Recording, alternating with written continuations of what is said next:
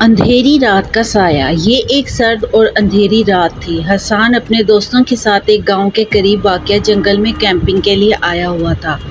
گاؤں کے بزرگوں کا کہنا تھا کہ اس جنگل میں کچھ پراسرار واقعات ہوتے ہیں اور رات کو یہاں آنے سے گریز کرنا چاہیے، لیکن حسان اور اس کے دوستوں نے ان باتوں کو مذاق سمجھا۔ رات کے وقت جب سب لوگ اپنے اپنے ٹینٹ میں سونے چلے گئے، حسان کو باہر سے عجیب و غریب آوازیں سنائی دینے لگیں۔ وہ سمجھا کہ شاید ہوا کی سرسراہٹ ہے، لیکن جب آوازیں قریب آتی گئیں تو اس کا دل تیزی سے دھڑکنے لگا۔ حسان ہمت کر کے ٹینٹ سے باہر نکلا اور دیکھا کہ دور ایک پرانا اور بوسیدہ مکان نظر آ رہا ہے، جس کی کھڑکیاں ہلکی ہلکی چرچرا رہی تھیں۔ تجسس کے مارے حسان نے اس مکان کی طرف جانے کا ارادہ کیا۔ جیسے جیسے وہ مکان کے قریب پہنچتا گیا، ماحول میں ایک عجیب سی خاموشی چھا گئی۔ اچانک اسے کسی کے قدموں کی آواز سنائی دی۔ جب اس نے مڑ کر دیکھا تو پیچھے کوئی نہیں تھا۔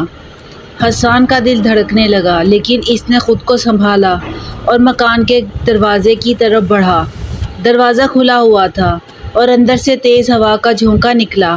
جیسے ہی وہ اندر داخل ہوا، دروازہ زور سے بند ہو گیا۔ حسان نے گھبرا کر دروازہ کھولنے کی کوشش کی، لیکن وہ نہ کھل سکا۔ اندر گھپ اندھیرا تھا اور حسان نے کچھ بھی نظر نہیں آ رہا تھا۔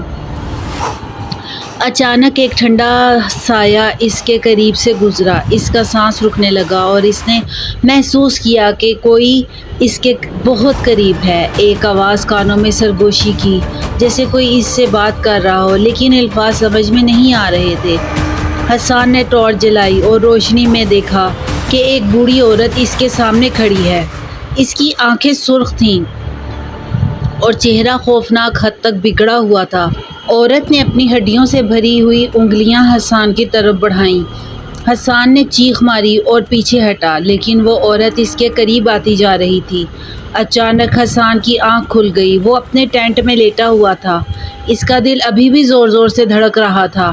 وہ سمجھا یہ سب ایک ڈراؤنا خواب تھا، لیکن جب اس نے اپنی کلائی کی طرف دیکھا، وہاں اس عورت کے ناخنوں کے نشان موجود تھے۔